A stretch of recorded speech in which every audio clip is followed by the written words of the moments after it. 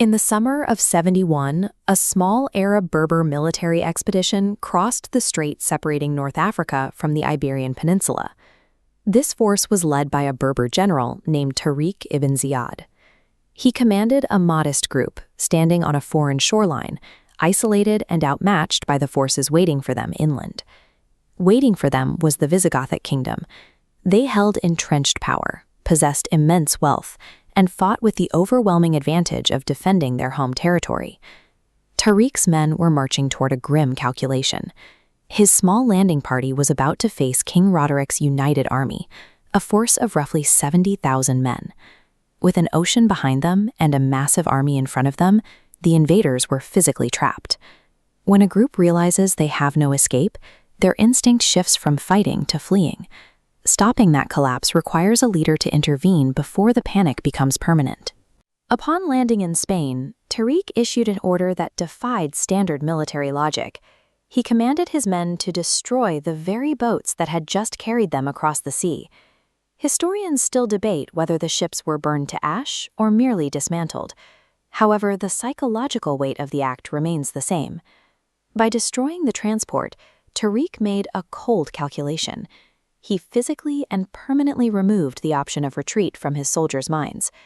When a leader removes the safety net, they force their followers to accept a single, difficult truth: the only way home is through the enemy. Tariq's address before the Battle of Guadalete followed a specific logic designed to rebuild his soldiers' resolve from the ground up.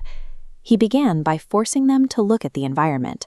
The sea behind them was an ending, while the enemy in front was the only possible beginning. With the path behind them gone, he shifted their focus toward the reward, promising that their survival would lead to lives of abundance, rather than the humiliation of dying like orphans at a feast of villains. Finally, he pledged his own life to the front lines, vowing that he would be the one to kill the Visigothic king or die trying. This combination of fear, incentive, and personal sacrifice transformed a terrified mob into a force that shattered the Visigothic lines and ended King Roderic's reign. The collapse of Visigothic resistance was immediate. Following the victory at Guadalete, a wave of negotiated surrender swept across the region. As this map of the Iberian Peninsula illustrates, Muslim forces swept northward from the southern coast with shocking speed. The surviving Christian holdouts were forced into the harsh, remote northern mountain ranges of Asturias just to survive. This victory established Al-Andalus, a sophisticated Islamic empire that would maintain its presence in Europe for 8 centuries. At its height, the Caliphate of Cordoba emerged as a global center of commerce and culture, defined by monumental architectural achievements. This era finally concluded 800 years later with the surrender of Granada, the last Moorish stronghold, in 1492. Significant historical shifts often trace back to a moment of ultimate commitment. Conquering the impossible requires burning the ships behind you.